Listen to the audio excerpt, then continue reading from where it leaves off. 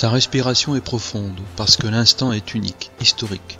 Ses yeux affamés mitraillent l'espace. Il s'accroche une fraction de seconde à des détails qui font écho au passé.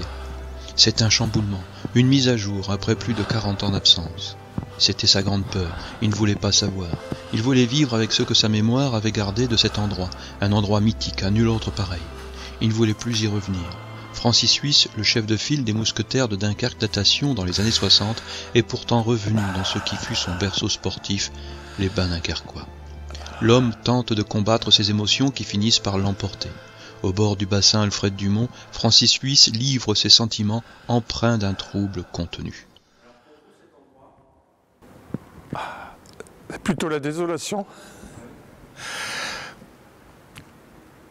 Une triste réalité de retrouver cet équipement emblématique qui a fait l'histoire de la natation dunkerquoise et même au-delà de l'histoire de la natation française, car on se souviendra non seulement des générations de Dunkerquois qui ont appris à nager dans cet établissement, seul existant pendant de très très nombreuses années, et qui a écrit, grâce à ce bassin emblématique qui a été considéré comme étant l'équipement le plus rapide de France, a permis d'inscrire dans le livre d'or de la natation française un certain nombre de records de France, battus par des Dunkerquois. On se souviendra qu'à l'époque, Dunkerque avait l'une des meilleures équipes de France, avec des noms ô combien emblématiques. Et aujourd'hui, on se rend compte que cet abandon est inadmissible. C'est inconcevable de faire en sorte de ne pas avoir une imagination, de faire ce que certains ont pu réaliser dans leur imaginaire, dans leur volonté.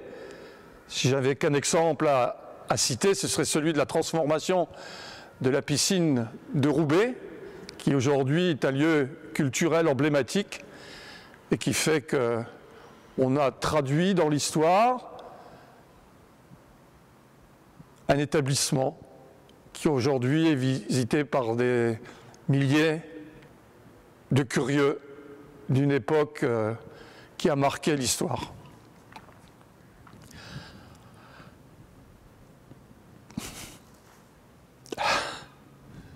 C'est dur. Oui. C'est même très dur. Ça faisait longtemps que vous n'étiez pas venu ici?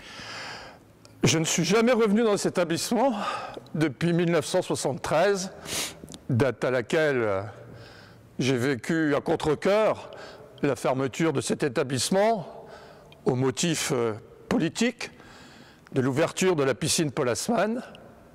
Et j'ai toujours été de ceux qui pensaient que cet établissement aurait dû continuer de rendre les services qui étaient celui qui devait être au service de la population, non seulement des quartiers périphériques, la basse-ville, le jeu de mailles, le centre-ville, et qui malheureusement n'a pas survécu à l'arrivée de la piscine Paul Haussmann. Je ne peux que le regretter aujourd'hui.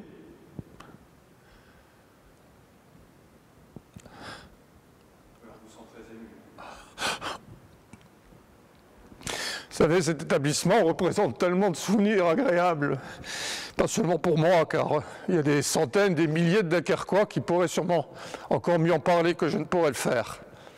Je suis arrivé dans cet établissement en 1957 pour apprendre à nager. Ensuite, j'ai eu la chance, l'immense chance, de trouver un club emblématique, Dunkerque Natation, de rencontrer un éducateur, je dirais de très très haut niveau, M. René Leferme, et qui a construit Francis Suisse à travers sa carrière sportive dans uniquement cet établissement.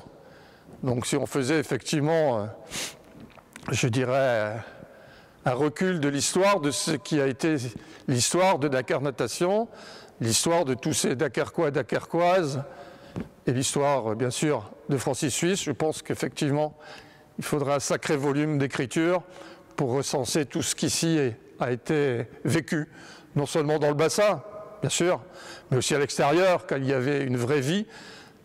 Les bassins Jean Dumont étaient l'emblématique équipement de la vie sociale dunkerquoise de l'époque. Il Faudrait-il encore s'en souvenir? En tous les cas, je pense que comme moi, d'autres personnes n'ont pas la mémoire courte, pourront s'exprimer à travers le ressenti qui est le mien aujourd'hui, de considérer que c'est un beau gâchis, un très beau gâchis.